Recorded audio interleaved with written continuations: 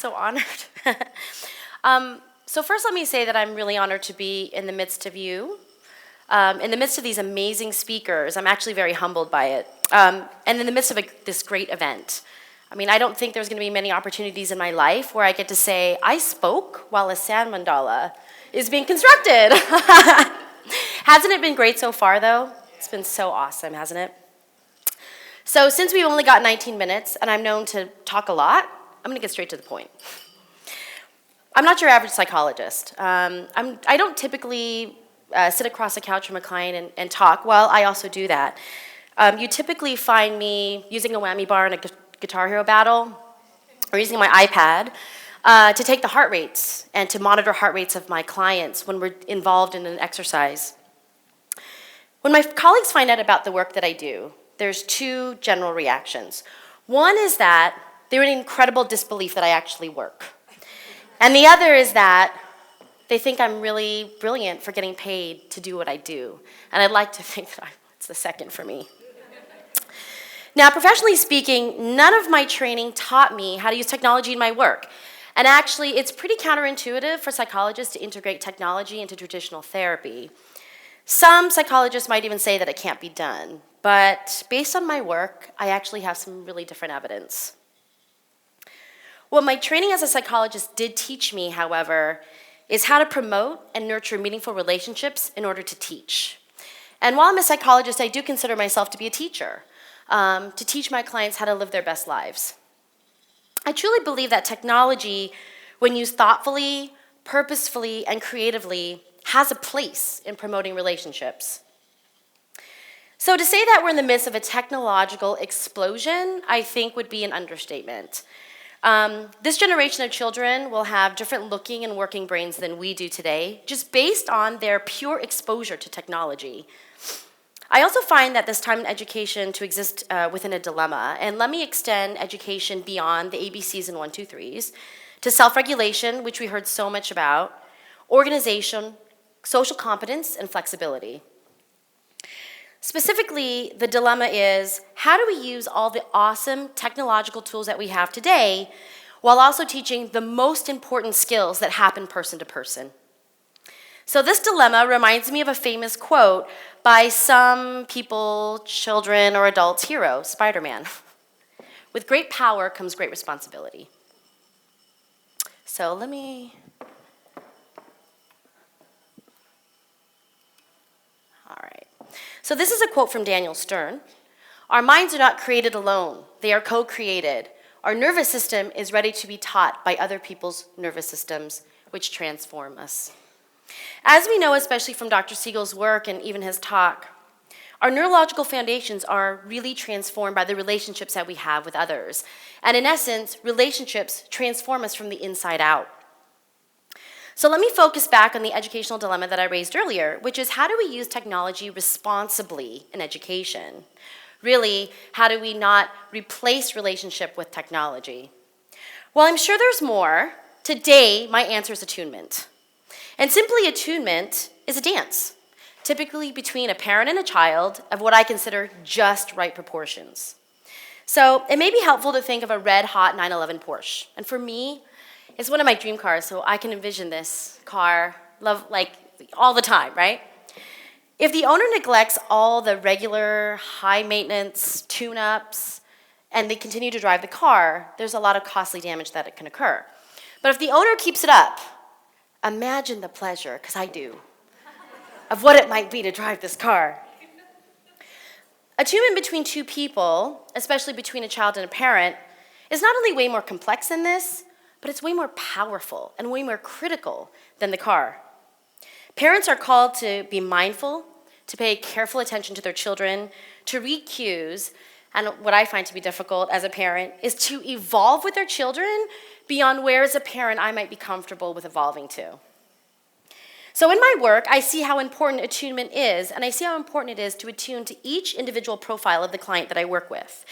And I find that not only should attunement happen by parents, but by professionals that work with these children, and by educators. So I know it would be a does as a psychologist to say that I feel like everybody really deep down wants to be understood by other people. But I actually find that this is really hard to put into practice.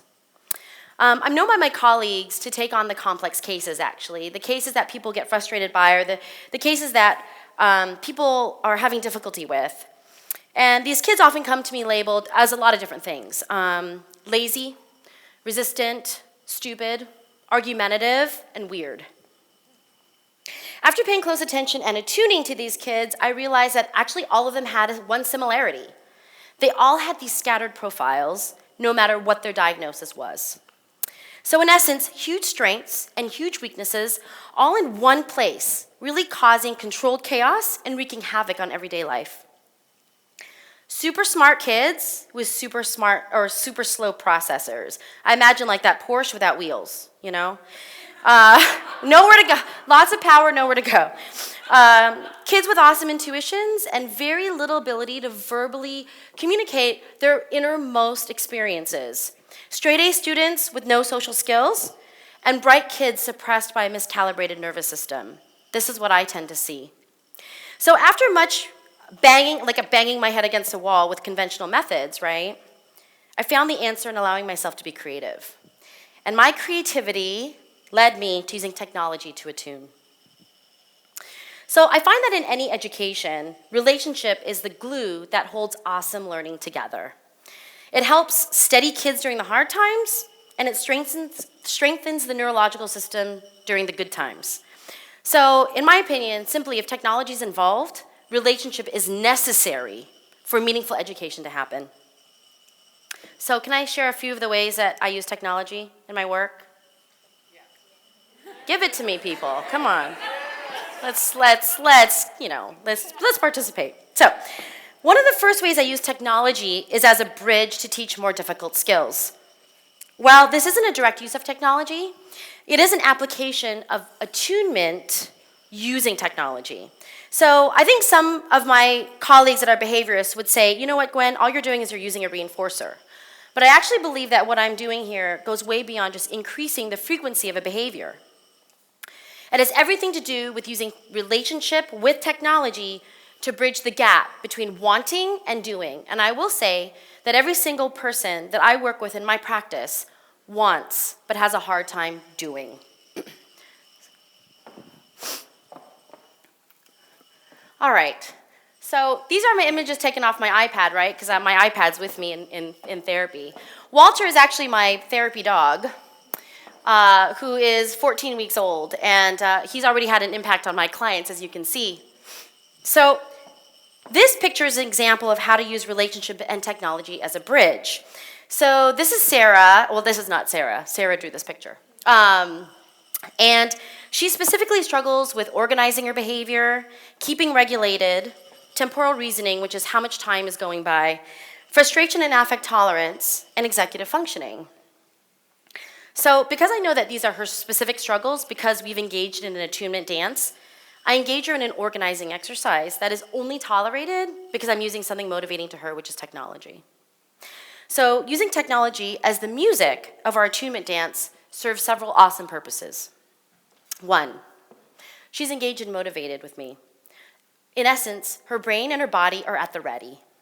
So I want my intervention to stick neurologically, right? Because I want there to be meaning behind it, and I want her to go out into the world and have it with her, not just when she's with me. So the old adage, neurons that fire together wire together, right? And I want what I'm promoting to form a new neurological foundation.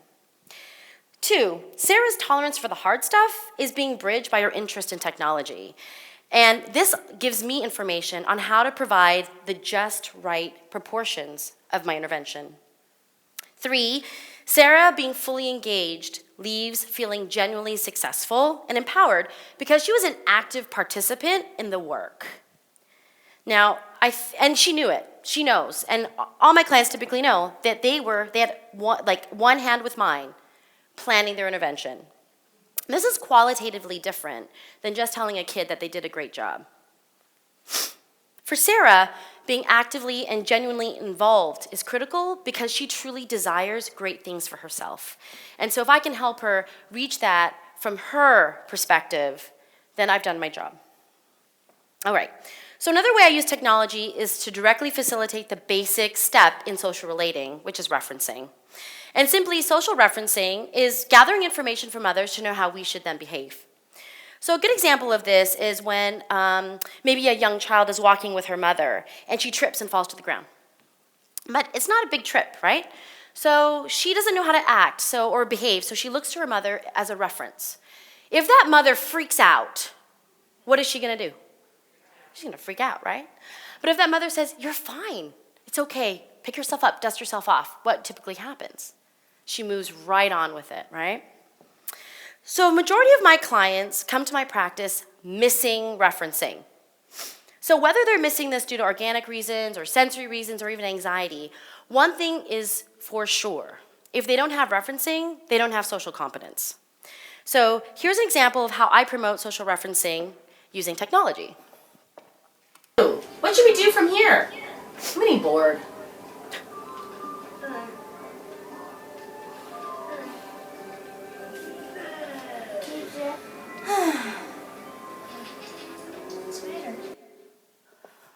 All right, so this is Thad, and teaching him fluid and natural referencing has been tough. When he looked at me and asked me what's the matter, I can't even tell you how amazing that is for him, because he's actually interested in me. And because he's interested in me, I get interested back in him. You know, and this is something that we just learn about in life. So teaching Thad anything difficult is actually difficult, right? He actually has a really low tolerance for anything difficult. But the problem is that the skills that he needs to be successful in this world are difficult. So then, as his therapist, how do I teach him the difficult things? How do I help his parents teach him the difficult things? What do we do, right? The answer to this is to use what I've gathered from our attunement dance and to use what's interesting and motivating to him specifically. So without this, my interventions aren't even going to make it to the brain. So knowing that Thad likes Harry Potter and video games, I shamelessly use it. Shamelessly. And what we were playing was Lego Harry Potter on the Wii. All right. So I capture his interest using technology, and then I provide just the right amount of challenge, scaffolding, and feedback. That's what that allows me to do. I also use varying levels of affective cueing, right, alongside the technology to promote the social relating. And this is where me being really expressive really helps me in my work, right? Because I can be a drama queen, I can fall to the ground. I've known by my colleagues to fall to the ground to teach a lesson of boredom, or being, or being just really uninterested because I've heard about woolly mammoths for the last 30 minutes. So you haven't got any of my other cues, I'm going to fall to the ground, right? The technology offers an environment in which I can create all of these really wonderful, rich opportunities to strengthen that neural architecture that will serve him in every single relationship that he'll have outside. All right, so here's the last technique that I'll present today. I call it the in sync. And no, it's not a nod to my favorite high school band. While, I could go there too, but it's something that I believe is essential for every person to know and learn. So after my clients demonstrate the basic steps of social referencing, I try to chain these together in a meaningful way in order for us to get to some momentum, to get in a rhythm, and to get in sync. Now, don't get me wrong, role-playing and dramatic play are really a psychologist's power tools a lot of times to teach. But I find that these methods support too much. So really it violates the just right balance that I'm trying to achieve. So again, I turn to cooperative mini-games on the Wii to simulate a real situation that elicits real feelings with a measurable and tangible outcome. Okay. Oh, can you see it? Oh, you, me. Oh, you, me, you, me. Let's get in a rhythm. Oh, gotta get in a rhythm. You gotta wait. Wait till I'm done. That's it. Oh, don't panic. Stay calm. Oh, no. You, me, you, me, you, me. Oh, no. Come on. right, so this is Drew. He has a really strong tendency to be impulsive. Put his needs first, miss the social cues. I often see him as this kid that is at the mercy of his emotions, especially negative ones. This is actually a really beautiful representation of what happens to everybody socially, right? We orient, we get into a rhythm, we have a rupture, and then hopefully we repair the rupture. So thousands of these iterations shape the way we relate to ourselves and others, and it even gets so specific that we can then relate to certain people in certain ways. A major benefit of simulation was mentioned earlier, right? It puts the practice in real-time mode.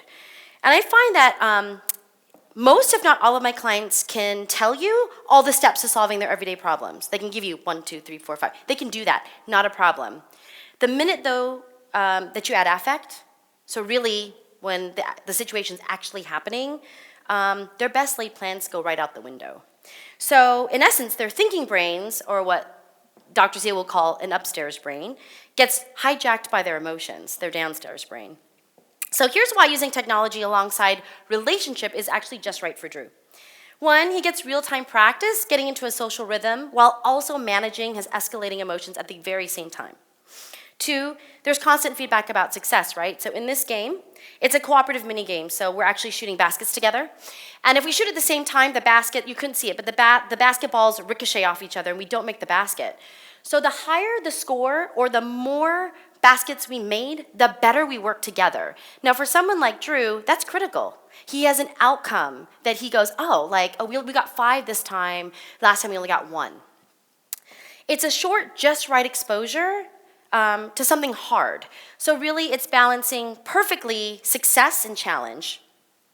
It's a cooperative experience that not only promotes our working together, but it allows for, again, all the numerous opportunities where I can provide just the right coaching, encouragement, and teaching. And in some, because he's motivated, engaged, and having fun, that neuronal architecture for the social rhythms, for the affect regulation, and the goal achievement are being reinforced. So I wanted to end my talk today with a quote from Diane Lumens. If I had my child to raise over again, I'd build self-esteem first and the house later. I'd finger paint more and point the finger less. I would do less correcting and more connecting. I'd take my eyes off my watch and watch with my eyes. I would care to know less and know to care more. I'd take more hikes and fly more kites. I'd stop playing serious and seriously play. I would run through more fields and gaze at more stars. I'd do more hugging and less tugging. I'd see the oak tree and the acorn more often. I would be firm less often and affirm much more. I'd model less about the love of power and more about the power of love. Thank you so much for gifting me your attention and time and being open to my ideas about how I invest in our most valuable resources. Thank you.